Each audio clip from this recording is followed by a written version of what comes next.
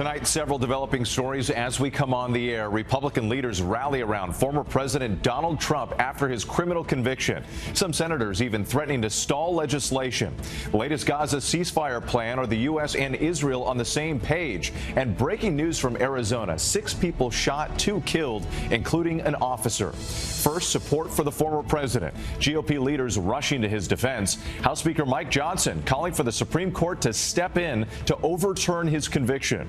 Senators threatening to grind the Senate to a halt. Donations pouring into the Trump campaign, nearly $53 million since the guilty verdicts. MaryAlice Parks standing by. Clashing comments on the Gaza ceasefire plan outlined by President Biden.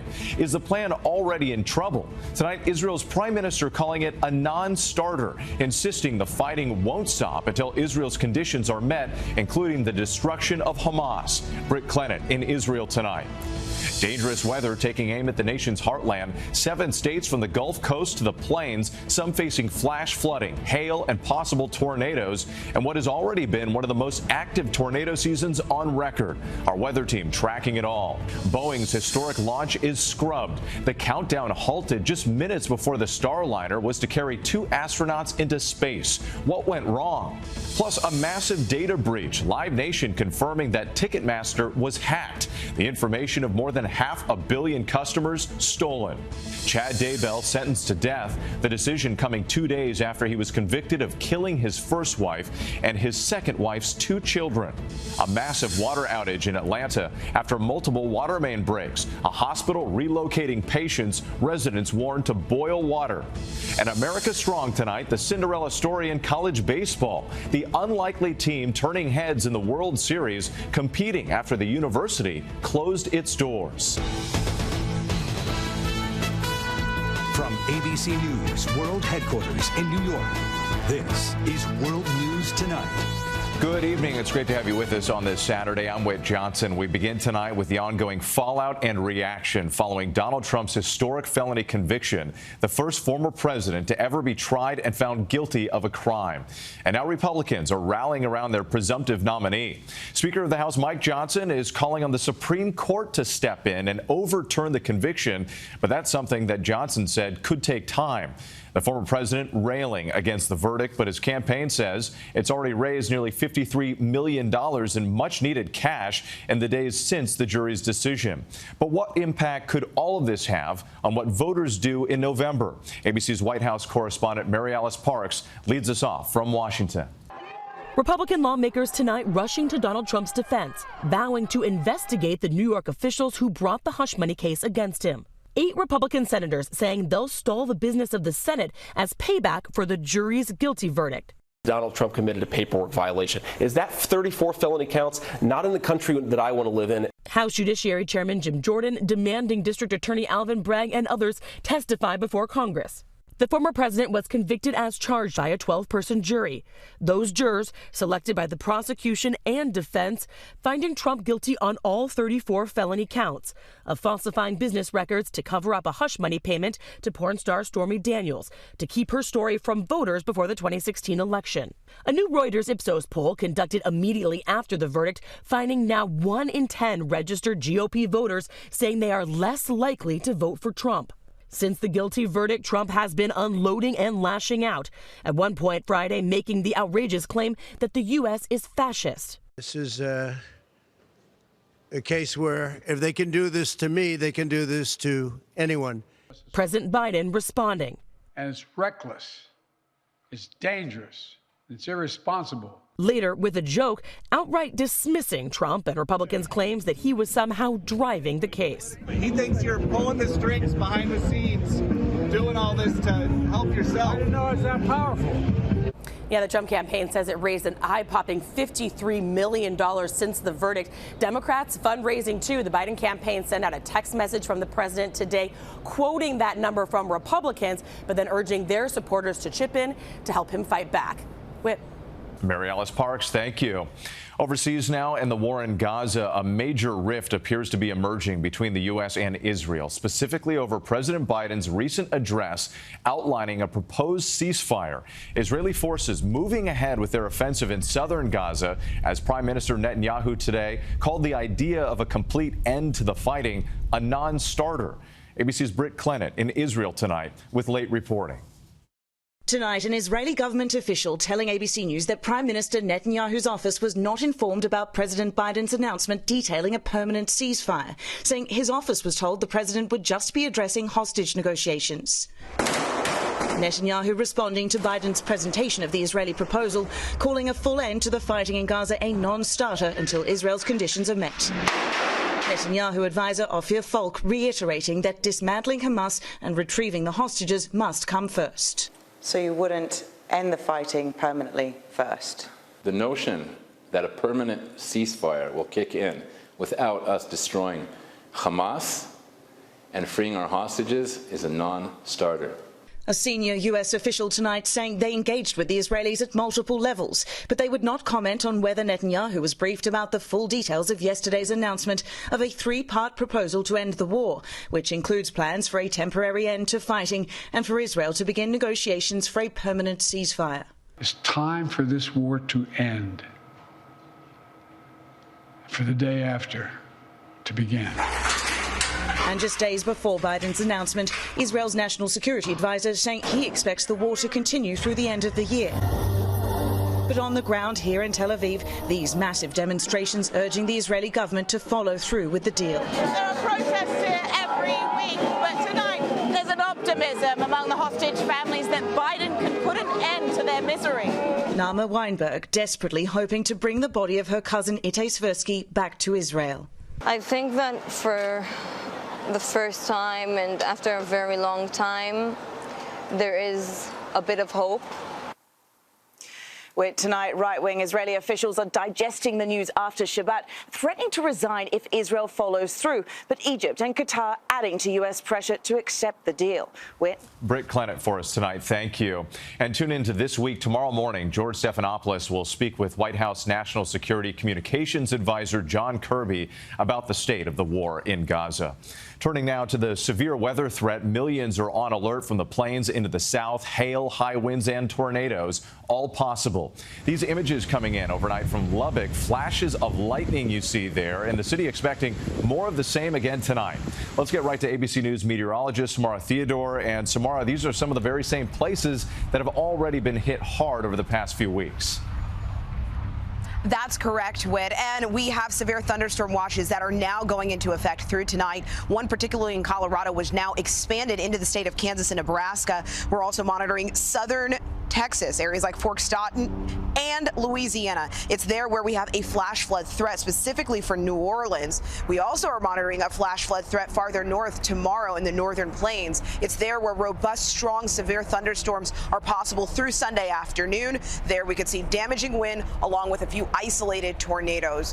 One good note is that we are anticipating in the week ahead to get a little break from the severe weather. All right, we will take that break. Samara, thanks so much.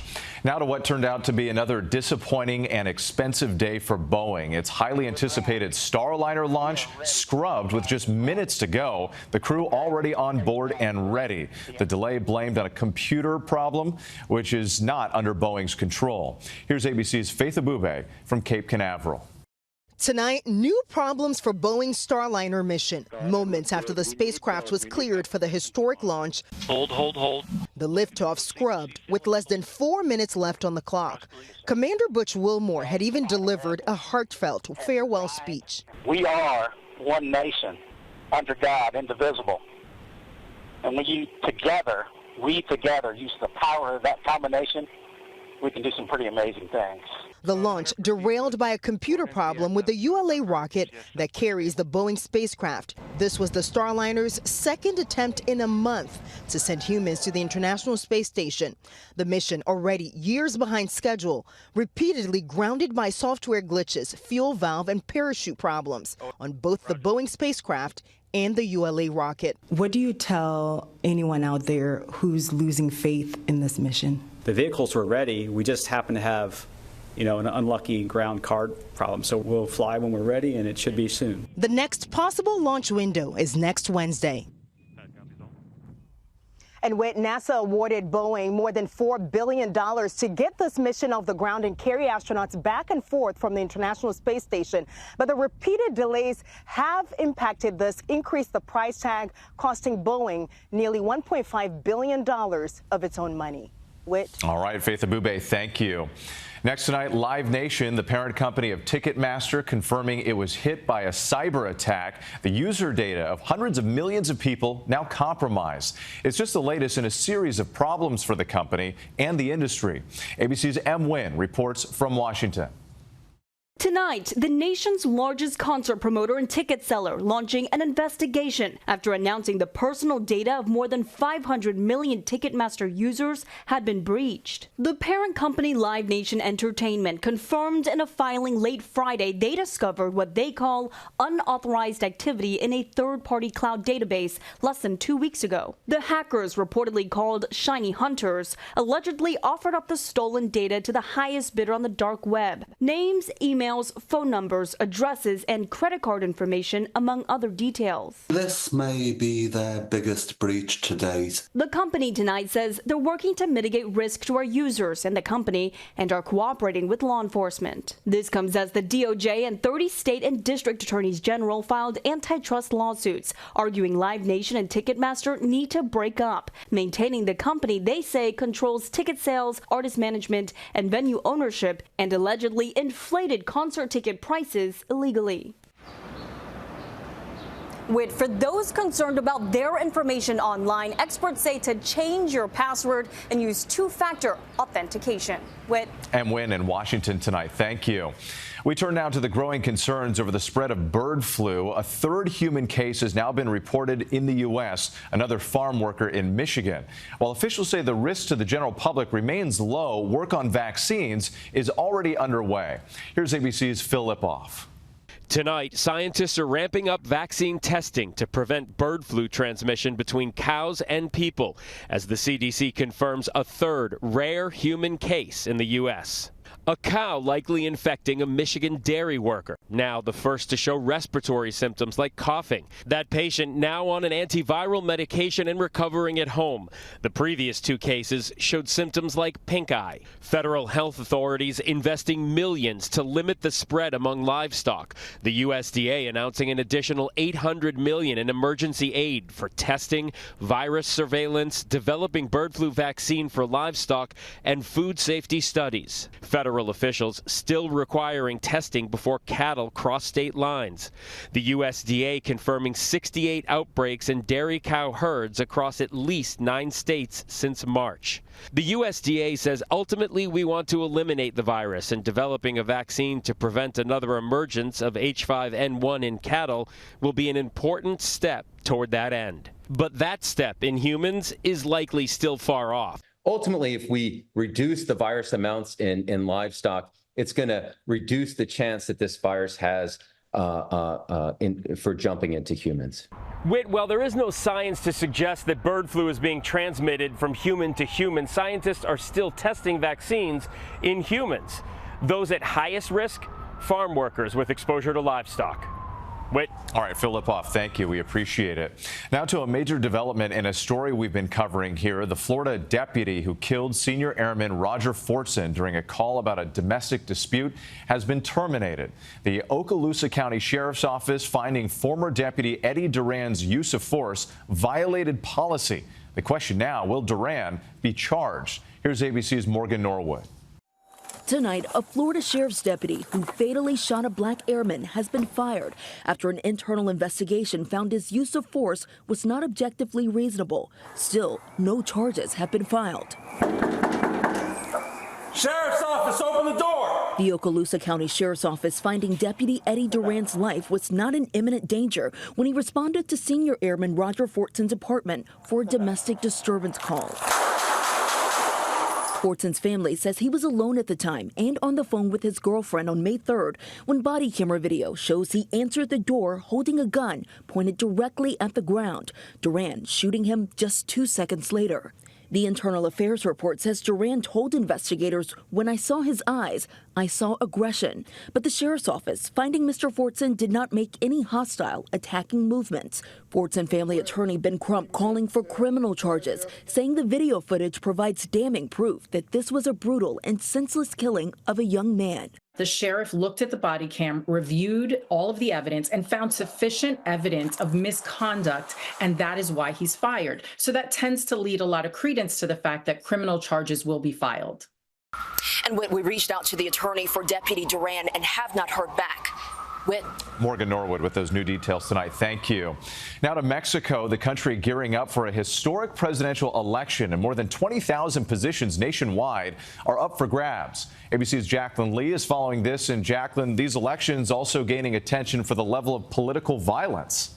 That's right. More than 200 people have been killed this election cycle, and voters say public safety is their #1 priority. Now, when it comes to the presidential election, the two main candidates are both women. On the one side is Claudia Sheinbaum. She is a Jewish environmental engineer turned politician. She's the former mayor of Mexico City, and she's considered the protege of the current president. On the other side is Xochitl Galvez. Now, she comes from humble beginnings. She has indigenous roots. She became an entrepreneur, and now she's leading a coalition of center-right parties that used to lead Mexican politics. And Whit, it is worth noting, Mexico has only ever been led by a man. Whit. All right, Jacqueline Lee, thank you so much.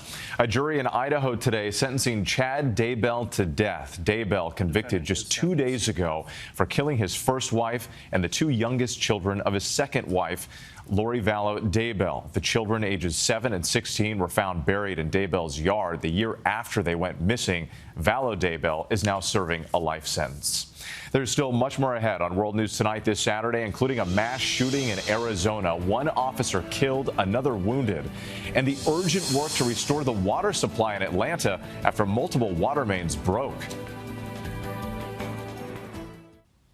Next tonight, authorities in Arizona are searching for a suspect after a fatal shooting on the Gila River Indian Reservation. 2 people were killed, including a police officer. 4 others were wounded, one of them another officer.